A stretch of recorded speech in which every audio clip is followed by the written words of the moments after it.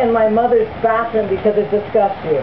This is not a time for you to deal with whatever guilt you have. And I was horrible. And he's like, what? And I'm like, you know what? Just deal with whatever you have to deal with. And like I said, Brad was getting it. And we had just done the whole thing about men and blessings. And Brad got the fact that as men of God, you have the privilege to bless your family, to pray over them and all that kind of stuff. And Brad got it. I mean, if you look like that to him, he would think that, do you want some prayer?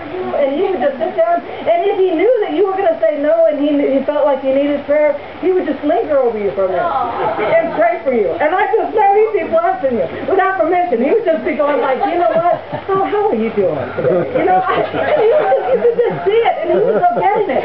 So he's like, I have to go. I know I have to go. And I just looked at him and I said, you know what? You have never been around my family, and I don't blame him. Brad's father's an ambassador for the United States. His mom's a violinist for an orchestra. She just retired at 83 years old, full-time playing in the symphony. I mean, he has this incredible family, and so for him to go to my family was just hard, you know. They're selling drugs. My sister makes meth out of my mom's house. I mean, they're always high. I mean, it's always this drama and all that kind of stuff. But I'm thinking, you know what? This is not a time to deal with your guilt.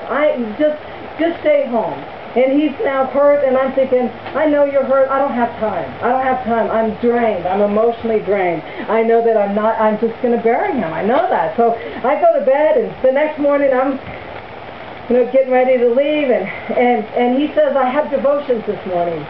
And I said, so what? What? I don't even care. I'm going.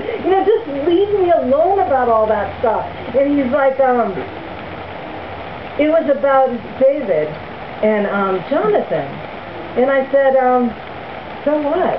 He said they made a pact that they would take care of each other's children or family, and Jonathan dies, and David at one point said, is anybody left in his family? And he said there was this one guy named Mephibosheth, or whatever his name was, and so he says, go find him. And he says, no, you don't want him because he's deformed. And deformity meant that they were lost in sin, that somehow they were under the judgment of God. You don't want him because he's deformed. And David said, I want you to go find him, bring him back to the palace, and I want him to eat at the king's table. And he said, when I read that, Cheri, I just started crying because I know that God wants that for your father.